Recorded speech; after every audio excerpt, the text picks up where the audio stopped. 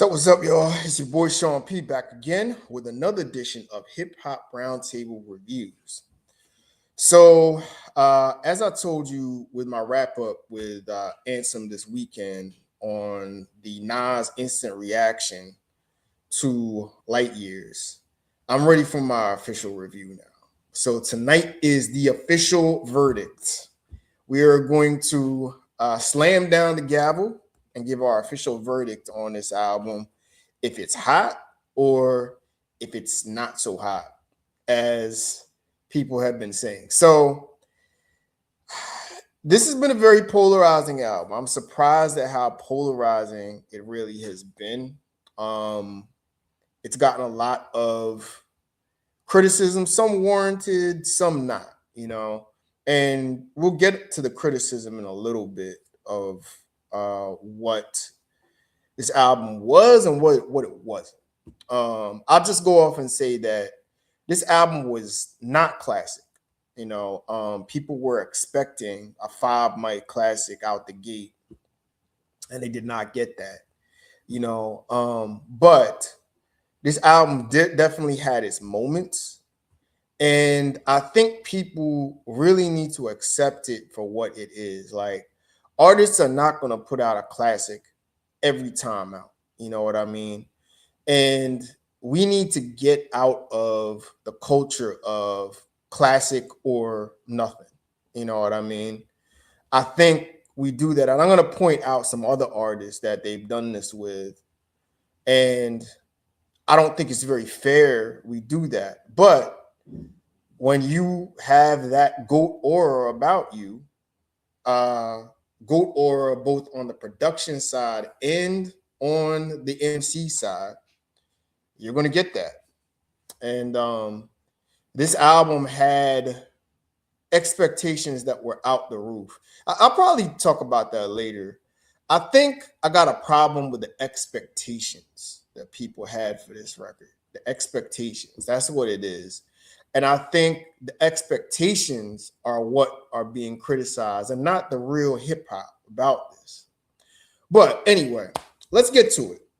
Let's do what we do. We're going to talk about what I liked, what I didn't like. We're going to sum it up in the end. And then we're going to talk about the backlash and the debate behind it after I give my rating, But let's get started and let's pull up the song list before we deliver the final verdict. So, Nas, DJ Premier, Light Years, highly anticipated album. Highly anticipated for the fourth quarter, especially with the buildup of the 7 Legends series that gave us at least 3 to 4 quality albums this year, even before this album even dropped.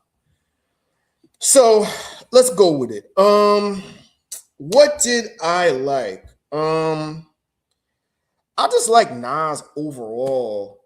I just liked his mic presence, his bravado, his swag.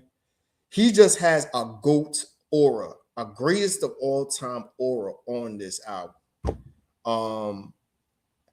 Nas is in a zone rap wise right now that I don't think many MCs get to.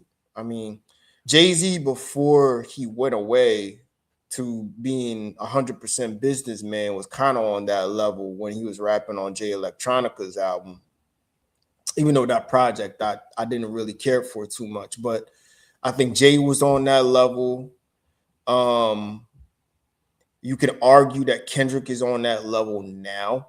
You know what I mean? But he is in a perfect space. He's hitting on all cylinders, and it's all in perfect synergy. Just his swag, his confidence, just his overall aura, his lyrical ability, his ability to make songs that resonate. Just Nas overall, I just like him on this project. I think he did a very good job, a good job lyrically, and I think just mic presence wise, flow wise, and him just overall as an MC. So I like Nas as an MC on this record. living up to expectations. I'll just say that, and really carrying the same energy that he had from the Hit Boy series right into this project. So I definitely like that. I think the album length I liked was perfect. I think 15 songs is the perfect amount of songs for this. I think it was only about 48 minutes or so. If you could get a song, an album that you can get in and listen to within like a 45-minute workout, I always say that's a perfect album. As long as I can rock your whole album during my workout routine, that's pretty good. So I like the album length. And I like the nostalgia feel of it for the most part. I think the beauty of the Seven Legends series is that it brought back the nostalgic feel of when these artists were in their prime, whether it's Mobb Deep or whether it was De La Soul, whether it was Raekwon. It brought back the feel, but it had a modern twist to it. It didn't make them seem old. You know what I mean? It made them seem fresh, almost like you were hearing them in their heyday. Like it was the 90s or early 2000s again, which is what I liked about this whole Seven Legends series. And I think this album fit that. It fit that scheme. It fit the nostalgia scheme for the most part. So I definitely like how that worked out. Let me get my banners up. Hold on. What did I like? Yeah, let's get some banners up. Yeah, I got so I don't even have my hold on a minute. I'm all over the place now. I don't even have my ticker going on. All right. Okay, so I told you what I liked. Let's go to what I did not like. Um,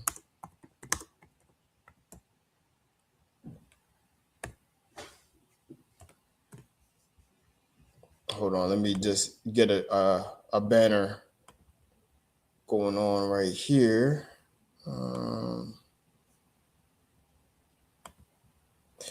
Okay, so what did I not like? I don't think that the beats on some of the songs fit Nas's aura, his GOAT aura on here. I'll explain it more about what I'm saying. It didn't the some of the songs, especially the first two songs,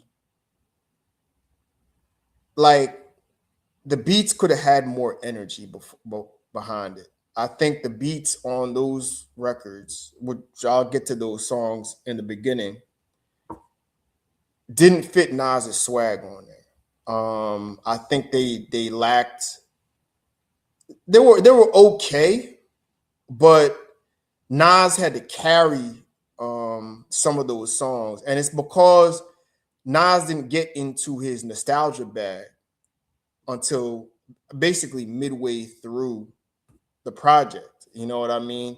I'd say after about the fourth or fifth song, it started to become more of the nostalgia record where they took you back to the late 80s, early 90s, mid 90s, you know.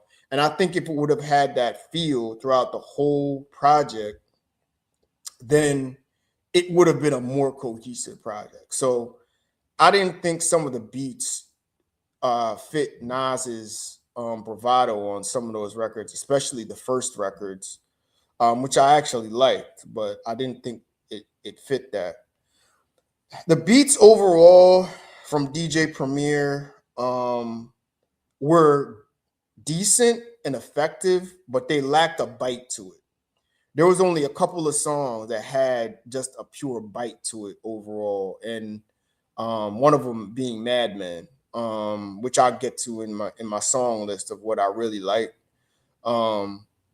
It lacked a bite and an energy to it. Now, there are two ways people are looking at this is, and Ansem and I talked about this. Shout out BLG, aka Bootleg Gang, Ansem. We talked about this weekend that Primo specifically made an album of beats to fit Nas, but Nas picked these beats because he wanted more of a nostalgia feeling. So it's like a chicken or the egg thing going on here. And Anson brought up a good point that it's really Nas is the one, because he's really the exec producer on this, that picked the beats. You know what I mean? And I kind of agree with that. I do think that Nas in the beginning could have selected from the batch of beats with more bite to it. And I don't know, maybe Nas got in his bag that he wanted to pick beats that were not going to drown out what he's saying. So he kind of may have picked more generic beats. But again, Primo made the beats. So, you know, he plays a part in it too. But anyway, the beats were effective but lacked bite to it. You know what I mean? They lacked an energy similar to what Let God Sort Them Out had. Because those beats, even though they were simple from Pharrell, they had a bite to it that drew you in and just made you feel a kind of way, you know, when you heard that album, you know. So and the thing about Nas is, and again, I'm going to contradict myself, because I love his swag, I love his bravado, I love his greatest of all time GOAT aura overall. But I think Nas should have stayed in the nostalgia bag from the beginning. Like, he should have stayed in his storytelling, you know, nostalgia bag, and really shouldn't have gone in that boss or that slick talk, that kind of fly talk, if you will, all the way. You know what I mean? I think he tried to mix those two sides of him. And I'll get to a song where he kind of shows the kind of the conflict between his many sides, you know what I mean, between Nasty, Esco, and Nasir. But I think Nas should have just stayed in with the nostalgia theme, with the gritty theme, and just stayed with underground gritty hip hop. Now, the thing about it is that Nas ain't in that space no more. He's a boss now. He's worth over 150 million, almost $200 million. You know what I mean? So, like, the Hit Boy series definitely fits that kind of aura more so, because it's more modern. It's more up tempo to have that swag and that boss aura on there. But this one more should be for the streets. You know what I mean? And I'm kind of conflicted on this, because I want to hear boss talk Nas. But for this album, it would have been better if he would have just stayed in the underground, gritty, boom bap, nostalgia vibe, where he really took it all the way back to like that 9-5. He just should have just made a 9-5 album, but he mixed the two different themes on this. And I think that's where a lot of fans get conflicted with all of this. So that's what I kind of wasn't feeling. Also, I wasn't feeling like too much talking on here.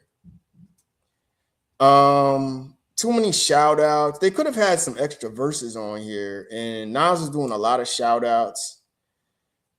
Nas was doing a lot of, you know, talking like the song with him and AZ. They were kind of like reminiscing and all that.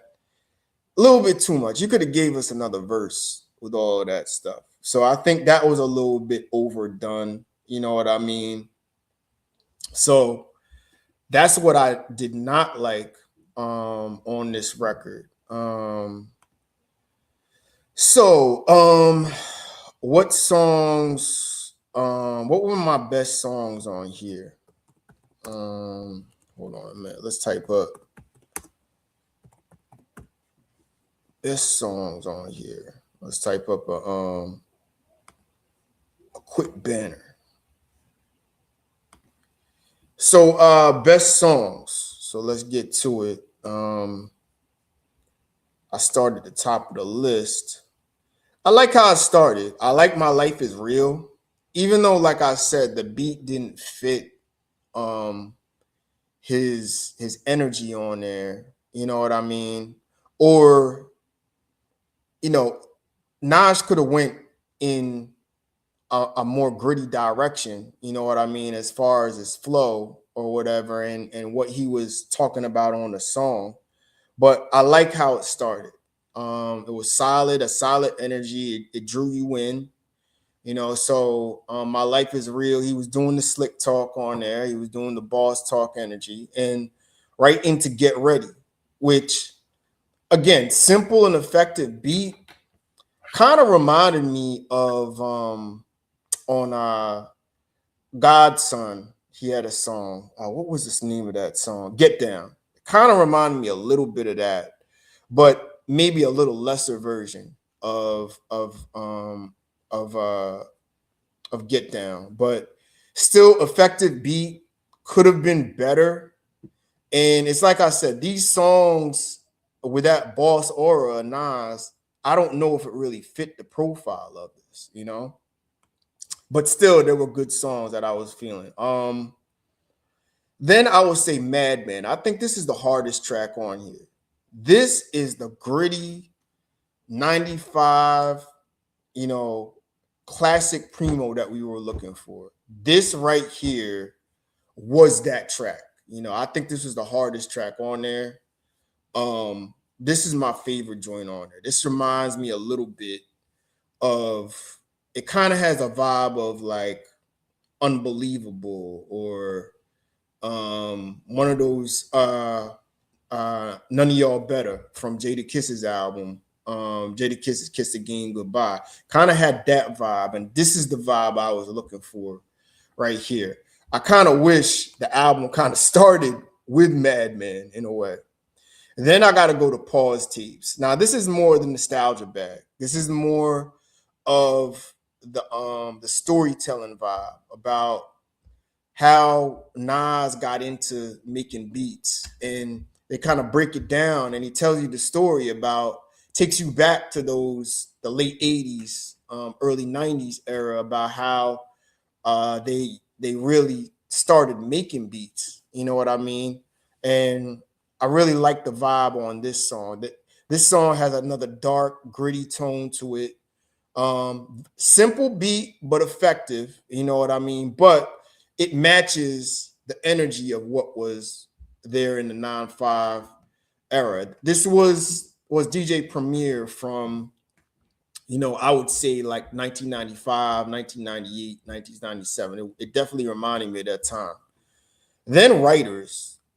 Arguably, this may be the best beat on the album. But again, I like the story of one of the 5 elements of hip hop, which is graffiti art, you know, and people don't talk about graffiti art that much, but Nas gives a story about the graffiti art legends that he came up around, and really goes in depth about that. Like, and I really like the energy on this record. So I like Writers. Sons Young Kings, I like that song too. That's supposed to be um that's supposed to be like a follow-up to Daughters. And I think it was a well done song. It cut a little bit short, you know, but still effective. And I like the beat on here. It's a very smooth type of mellow beat, but it's something that you could ride and vibe out to in your car. So I definitely like that, and I like the message on here. Like I was saying this weekend with Ansem, I thought he was gonna go in another direction with this record. I thought he was gonna go more on a more prophetic view on a lot of how YNs, you know, today should become men. You know, I thought he was gonna be more conscious on this, but it was more of a storytelling vibe, and him wishing the best for his son, you know, going forward, growing into a man. Then I'd say another one with maybe another hard song on here, really gritty song, was Nasty Esco and Nasir, and this is arguably one of the best songs on here. So I think this would be top 3 because this basically shows the conflict between the many eras of Nas. Nasty Nas, who was Nas probably the early to mid 90s, then Esco, who was kind of the boss aura Nas, you know what I mean? That fly, flashy guy that came up in the era, the same guy that dissed Jay-Z, you know what I mean, in the late 90s, early 2000s. And then Nasir, which is who Nas is now. You know what I mean? A more well-rounded one. And I'll let you listen to the album, but it's an inner conflict between the two, and eventually one version of him wins out. You know what I mean? So I like how he did that. He put it together. Reminds me a lot of Death of Slim Shady. Reminds me a lot of that inner conflict. You know what I mean? The Death of Slim Shady. And I like how Nas put that together. Very creative song, well done record. And my story, your story. I'm be honest. At first, I didn't feel this record like that. I was like, man, AZ came on here for this. But after a few listens, and after I took a long ride in the car, and long ride in the car at night. For whatever reason, it's always better to listen to hip hop albums at nighttime. I don't know why, but I just get a better vibe from it. So, I heard the back and forth. I heard how they were going at each other, and I was like, yeah, this is it. They delivered on this one. Kind of a down tempo, mellow beat, but this one had some bite to it. It did have a bite to it. So I would definitely say this was one of my standout tracks. They delivered on here. Now, I don't think it was to the level of I don't know if it was the Essence or what Life's a Bitch. It wasn't that level on that. Maybe not even on the level of More Money, More Murder, More Homicide. But it was up there. It was a decent record, one of the standout records on there. Bouquet to the Ladies. Now, I think this is another standout beat by Premier. And Nas just gave a tribute to females in hip hop overall. I think Drake did a record a long time ago. Not a long time ago, on the Scorpion album. What is it? Something for what? Or Here for What, or something, where he kind of does the same concept where he pays tribute to ladies, to women. And Nas kind of did the same thing here, where he kind of pays tribute to all the women in hip hop. Now, the thing about it is that some of the rappers that he paid tribute to, I don't think are very, very good or very talented. And he kind of went into giving props to, the Ratchet era of hip hop or whatever, but that I didn't really agree with. But conceptually wise, I see where he was going. He wanted to pay ode to females in hip hop, and basically give them a shout out as to how they're killing it and having success. So I'm all for that. You're bigging up the sisters in this game. You're bigging up women in this game.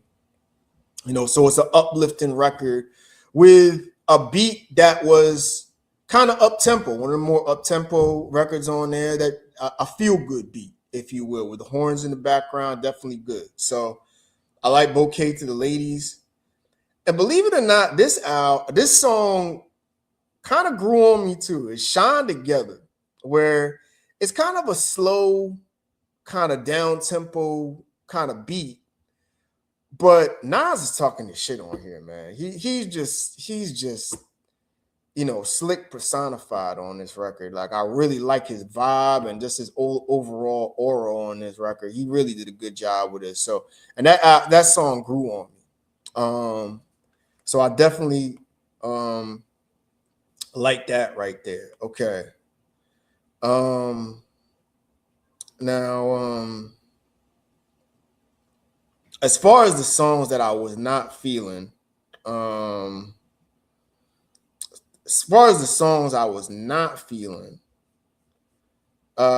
were quite a few.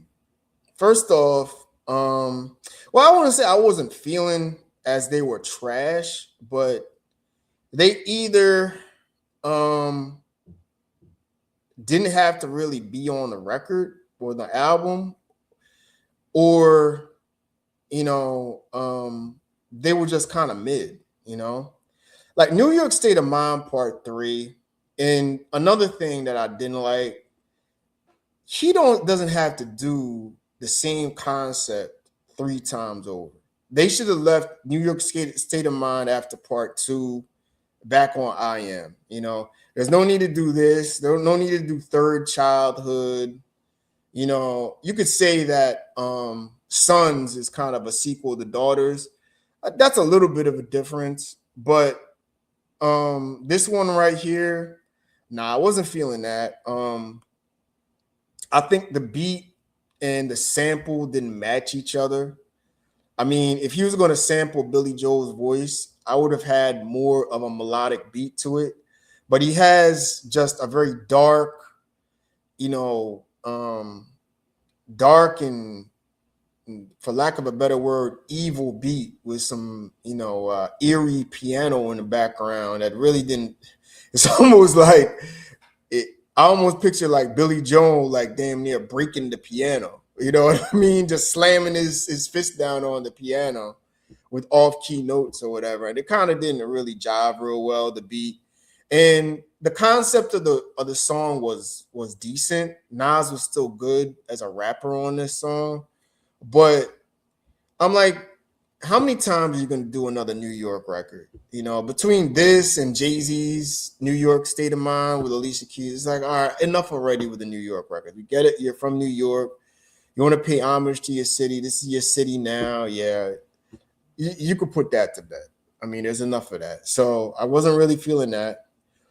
Welcome to the Underground. I like his vibe. I like his flow on there, but the beat, I don't know. It just doesn't do it for me. But for some people, it really works. A lot of people like this song. Me, I just think it's kind of mid. It's just okay. I would say It's Time is a decent record, but it's kind of forgettable.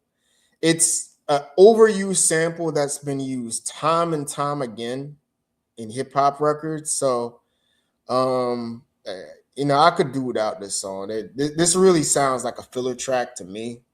And with 15 cuts, you don't need any filler tracks. So this is more of a filler track to me. A lot of people have been liking Junkie for some reason. Now I get the concept. You're a hip hop junkie. You're addicted to hip hop.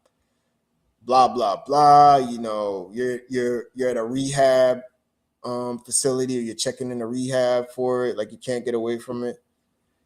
I've seen this concept being used before. I mean, we've seen the I Used to Love Her concept with Common and treating hip hop like a woman. You know what I mean? That went through many phases. You've seen that addiction, kind of personifying hip hop in a way.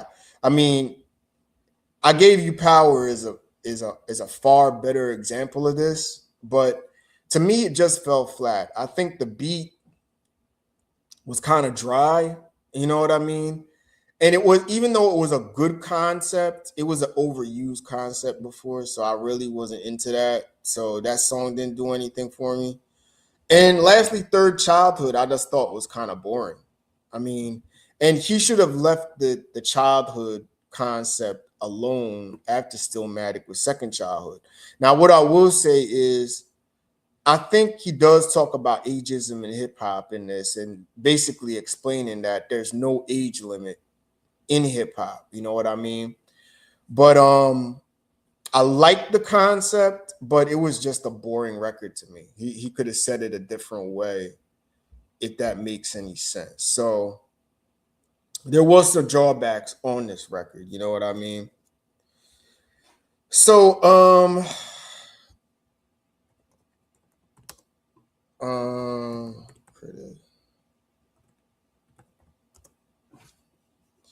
let's talk about some of the online criticism that's been going on with this record.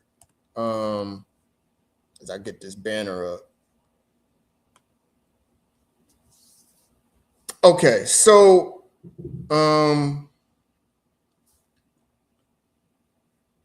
basically, people have to understand something here, that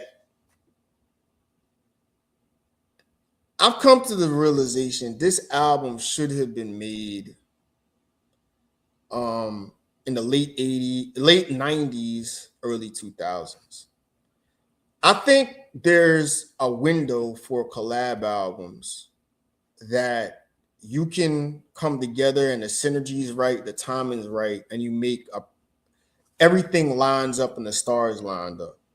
An example of that is Watch the Throne with Jay-Z and Kanye West. You know, that is a perfect example of two rappers at their peak. You know what I mean? That came together and put together a phenomenal project. You know, I think right now Primo is not going to change. He's in his boom bap era and he's not getting out of that boom bap era.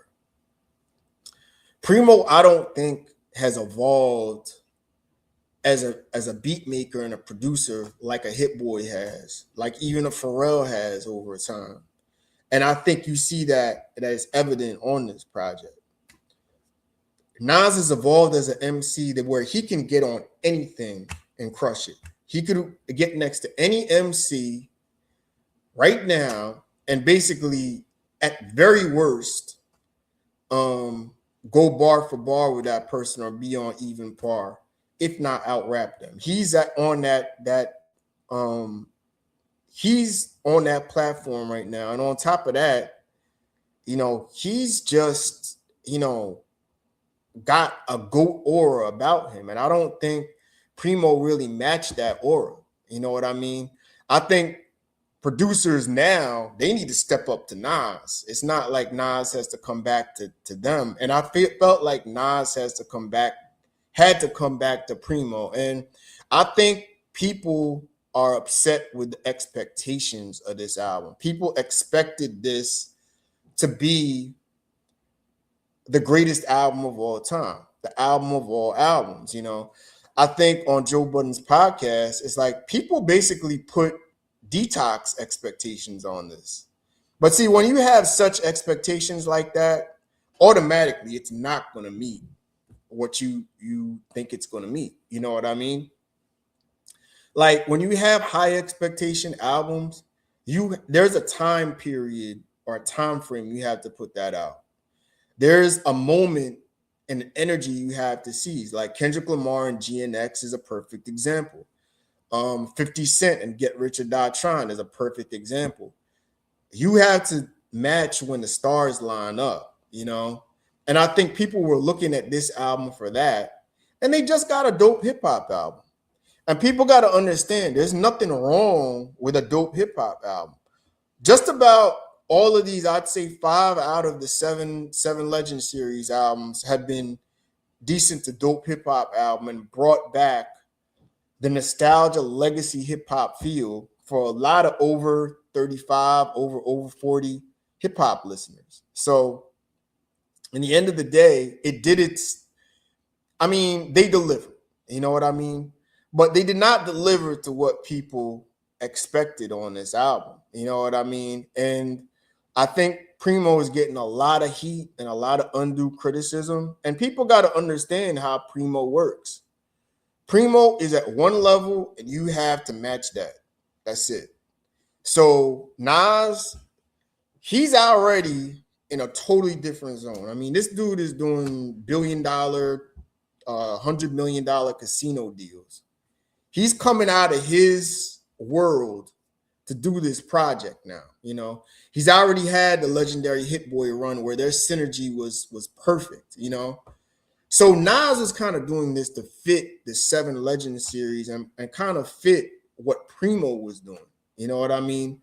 And Primo doesn't change. Primo is going to be one way, and for lack of a better word, it is a little bit one-dimensional. As I said this Saturday when Ansem and I we looked at this album and did our first reaction to it, I think a lot of the legendary producers have kind of passed Primo by. Now that does not mean Primo should lose his place, because Primo is definitely top 5 all time. But right now it's a debate. Like in my personal opinion, I think Alchemist is right neck and neck with him, especially with the run that he's on, because Alchemist has spent not as much time as Primo in the game, because Alchemist came in, I want to say 99, you know what I mean? But that's still, 25, 26 years strong, you know what I mean? And he's been putting classic and classic and classic out. And I think, in my opinion, my bang for the, if I was to choose between Primo and Alchemist, I think Alchemist is a better version of Primo today. You know what I mean? People go to Alchemist today what they went to Primo for back in the 2000s and the 90s. You know what I mean? But I don't think Primo should lose his place, because Primo, I mean, just go through it. You know what I mean? From, Unbelievable to, New York State of Mind to Nas's Light to, A Million and One Questions to The Evils. I mean, he is New York hip hop lore, personified on wax. You know what I mean? So, I think people need to give Primo a break on this and just appreciate dope hip hop. You know what I mean? I think he's got a little bit undue criticism because he didn't, match Nas's aura on this album. But I still got to think that, you can't call everything classic.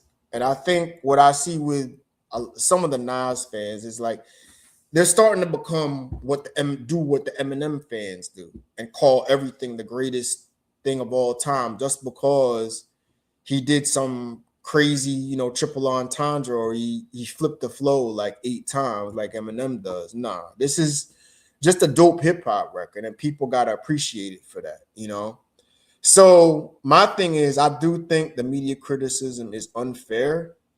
But again, when you're that level of MC, it comes with the territory. You know what I mean? I think some analogous projects to this would be the Dr. Dre and Snoop Missionary last year, which kind of had a similar effect, even though it was still a dope hip hop album and one of Snoop's dopest records in a long time. And also like Death of Slim Shady.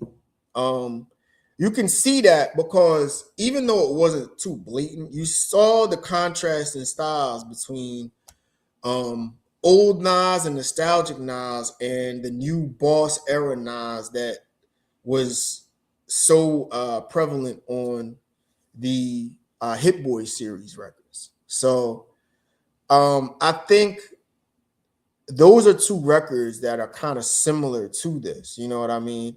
But again, when you have those expectations, there's going to be criticism like that. But it's interesting, right? Lil Wayne put out the Carter 6 this year. That was the absolute flop of all flops. That's what you don't do with a highly anticipated album. And he never received the criticism for that record that Primo is getting for this record. And I kind of don't understand that. I guess, well, I'll put it this way. I kind of do, because for the most part, people have kind of accepted Wayne has fell off. You know what I mean? To a degree. You know what I mean? At least album-wise. So they're giving him some slack on that. But by far, that is the worst album. You know what I mean? The most highly anticipated album I've ever heard in my life. Period. So be happy you're not getting that and you're getting a dope hip hop record. And you know, and just accept good hip hop for good hip hop. So, all right, what are we gonna do here? Let's do a rating here. So lyrics, I go with a solid 9 from Nas. Nas did his thing on here. I didn't hear many weak flows, weak punchlines. I think he definitely had good song structure. His diction was good. He had some slick bars in here. Um, I wouldn't have gone classic level Nas because he did a little bit too much talking on here, but I go 9 out of 10 for lyrics. Now production wise, you're kind of not gonna like me for this one, but I'm gonna go with a 6.5 out of 10. It wasn't that the beats weren't horrible, they were decent, and then there were some beats that had the old Primo bite to it. You know what I mean? But I just don't think the beats fit Nas's energy the right way on some of these songs, especially the first ones. And New York State of Mind 3 beat wise was, underwhelming to say the least. But I'm gonna have to go with a 6.5 out of 10 for that. Flows of energy, again, I go 9 to 9.5. I think Nas did a really good job on that. I think Nas did this thing on here, and again, he had a boss aura on here. He definitely had an aura on these records that wasn't matched completely by Primo, and I think that's what kind of took away on the record. You know what I mean? But I think Nas did this thing as far as flows and energy are concerned. Features, there weren't many features on here. I would probably go with a 7.5 to an 8. I like the one feature from AZ, even though it wasn't like the greatest feature of all time. It was still good, and that song had to grow on me.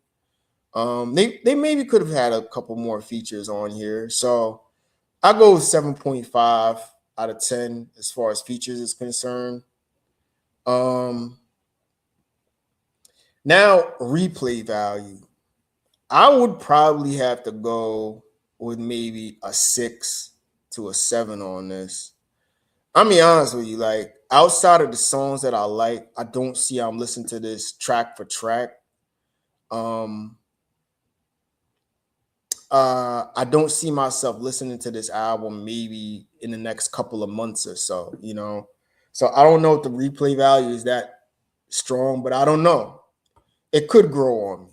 So I'll go with like a 6.5 out of 10, maybe to a solid 7 overall, as far as replay value is concerned. And then my overall rating, I'm going to go with a solid 7.5 out of 10. Could it grow to an 8? I don't know.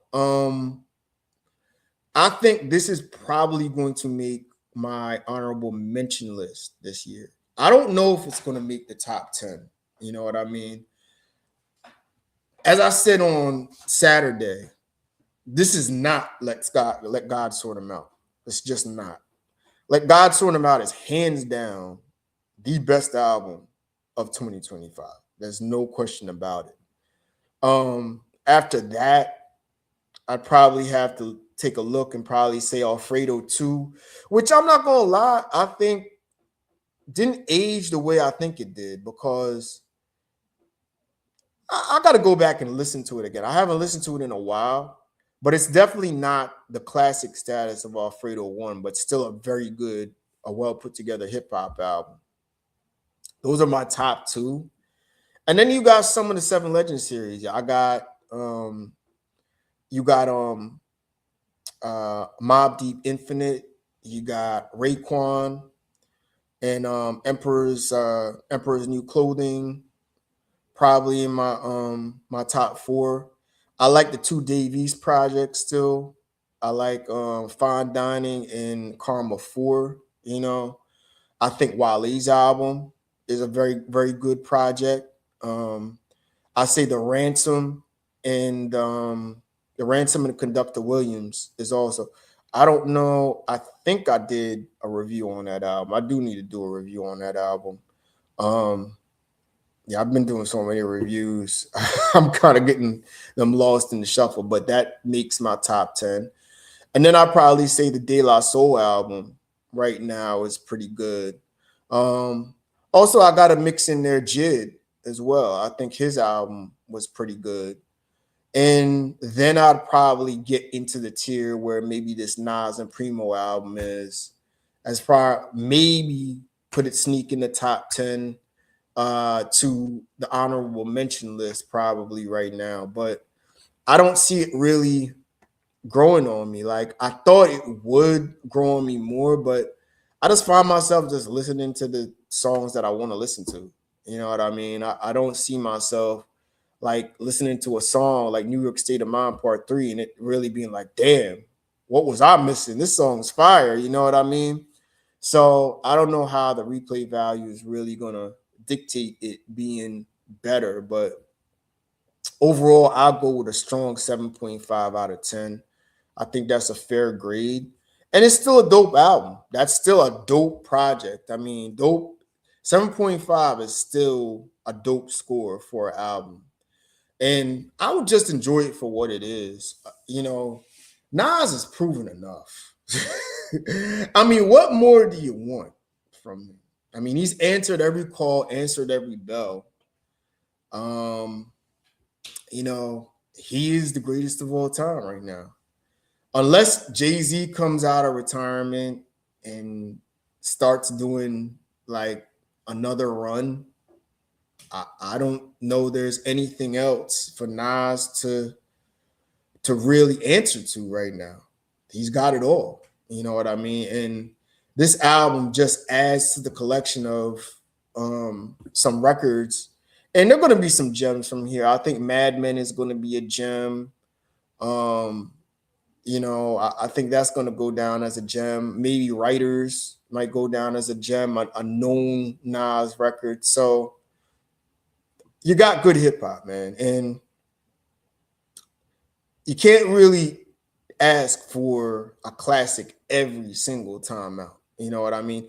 This is kind of the same thing. They did the same thing with Kendrick Lamar, Mr. Morale, and the Big Steppers. I mean, it's still a dope hip hop album, a dope conceptual album. You know what I mean?